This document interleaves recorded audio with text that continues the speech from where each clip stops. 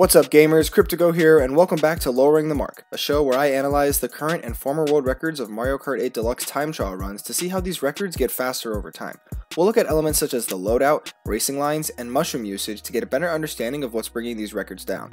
If you haven't already, please consider subscribing to my channel and hit the notification bell to be the first to know when my videos go live. For today's episode, we're going to take a look at the course that's seen many adaptations over the years, Mario Circuit at 150cc.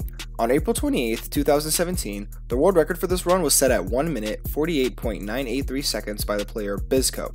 Just over a month ago, on June 25, 2020, the world record was set at 1 minute 45.736 seconds by the player Athena. That's a 3.2 second improvement between records and a 3% faster time. Let's have a quick look at our racers. Our first Japanese player, Bizco, has broken 17 world records across 7 unique runs and spent 4 days holding at least one world record. Our other Japanese player, Athena, has broken 3 world records on this course only and has spent 47 days holding at least one world record. Let's take a look at how Athena's world record got here. At pre-release, the record was just over 150. It was promptly lowered to 148 by a smattering of Japanese players within 2 days. From there, Canadian player Cole led the charge for a while before KI and fellow Japanese player Davi went toe-to-toe through 2018 until K4I put up his 146.41 that stood for nearly 600 days. Once Chilean player Sebas snatched the title away, K4I reclaimed it within a day near the end of 2019. The end of that year would see those two butt heads a bit, but K4I eventually came out on top of that rivalry. 2020 would see 2 new players enter the scene. French player Army and Japanese player Athena challenged K4I and brought the record to 145. He would break it 3 more times before Athena was able to reclaim the record. In the past 3 years, the world record was broken 72 times by 14 different players. Let's have a look at the loadouts. There's quite a difference in loadouts between these two records. Bizco goes with the combo of Morton with the W25 Silver Arrow cart, Crimson Slim wheels, and the Plane Glider. Athena chooses the popular Skinny Boy loadout of Waluigi with the Bitty Buggy cart, Leaf tires, and the Paper Glider. We've got yet another case of both players choosing a heavy character, and they happen to be the same 2 choices from the previous episode. Bizco has a slight advantage in the top speed stat, while Athena leads on the acceleration and mini-turbo stats. You'd think that it's surprising that the Silver Arrow was the cart of choice for a world record at one point, but the reality is that it offers decent increases in acceleration, handling, and mini-turbo stats, while also keeping the top speed basically intact. But Bizco's choice is ultimately meaningless because Athena picked the Bitty Buggy. This awesome cart offers much better increases in those same areas, which keep the advantage with Athena before the race even begins. The Crimson Slim wheels don't do Bizco any good as they drop his acceleration and mini-turbo stats significantly and put him way off where he needs to be in order to set a fast time. The Leaf tires aren't the best option either, but they do grant increases in acceleration and mini-turbo, and when paired with the rest of this loadout, they balance out the performance pretty well. The Plane Glider may as well be the standard glider because it has the absolute minimal impact on the rest of the loadout. Other than a tiny increase in air top speed, this glider is basically worthless. The Paper Glider, on the other hand, gives Athena that final boost in those target areas he needs to bring this record down. So Athena clearly has the advantage on the loadout, even without the highest top speed. Let's take a look at the race. The minimap is about as boring as it gets because it's just one inverted figure 8, but at least the course itself is visually pleasing.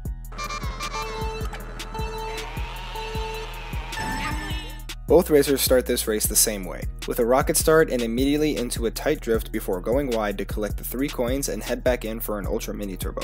Not much to talk about here. Both racers are pretty close to each other after the first turn, with Athena leading by 3/100ths of a second going into the waterfall section. Through this section, both players use 2 mushrooms to cut a major corner out of the first turn and grab an ultra mini turbo before hitting the 2 jump boosts on the main straight part of this course. Athena takes that grass cut a bit tighter and carries more speed through this section to pull further ahead of Bizco and lead by nearly 3/10ths of a second going into the S-turn section. Nothing more to comment on here than a tight turn by both racers, with Athena staying on a much better line and grabbing an additional super mini turbo right before the sandpipe section where Athena extends his lead to over half of a second. Now here's where things start to look different. Bizco starts this section by taking a pretty strict line on the turn, which yields him a super mini turbo. He skips the glider ramp entirely to just cruise down the road to finish lap 1 on a straight line. Athena starts off the sandpipe section the same way, but instead carries an ultra mini turbo all the way off the glider ramp and uses the boost to quickly glide all the way to the finish line while avoiding any trees or walls along the way. It's quick to see that not much is different between these runs in terms of strategy, just better driving and carrying speed more effectively. Athena now leads Bizco by 1 second going into lap 2. It's the same deal for both our racers through the first turn. They drift tight all the way around this time before they hit the bridge and begin the waterfall section. Bisco doesn't use another mushroom here to cut a portion of this rather large turn out. He just takes the turn pretty tight, and he doesn't even need to worry about the piranha plants that pop out of there since they don't spawn at this time. He'll grab the same Ultra Mini Turbo and 2 jump boosts before starting the S-turn section. Athena has other plans though.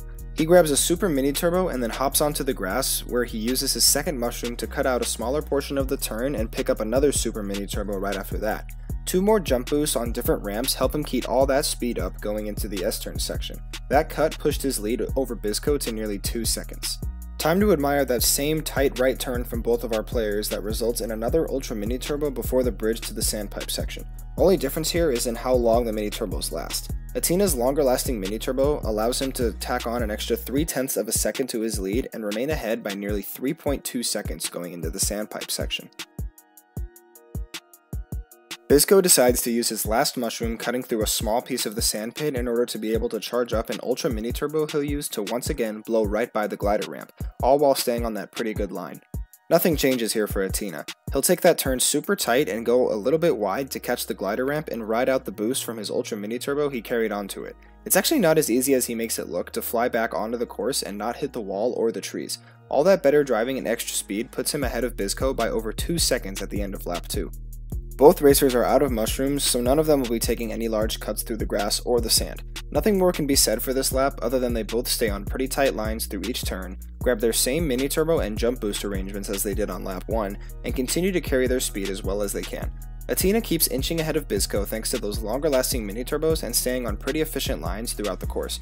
You might be thinking to yourself, wouldn't an inward drifting bike be perfect for this course? And while in theory it does make sense to use that bike, you need to use a kart simply because of the hopping you need to do to adjust yourself to stay on world record pace. I don't know why I went on that tangent, but it doesn't matter because we're at the end of the course where Bisco skips the glider ramp once more and Athena flies all the way to the finish line and puts up a time that is 3.2 seconds faster than the former world record.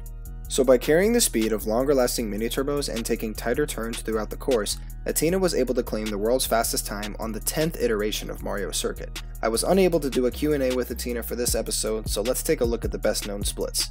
All of the best known splits for this course are spread out across 3 different runs by the 2 players who've owned it for a while, K4i and Athena. Unlike Cloudtop Cruise at 200cc, there is no pace lock for this course, which means that players are free to go as fast as they can without worrying about hitting an obstacle and failing the run.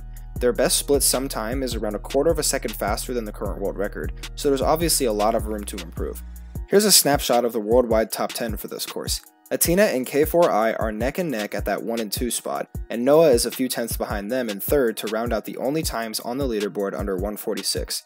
Army has a strong 4th place time, while 2 players are tied for 5th place. 7th through 10th place are all separated by just over 1/10 of a second. Athena's number 1 time is by no means a safe bet for a long-standing time. K4i could just as easily take that number 1 spot back, but we'll just have to wait and see what happens.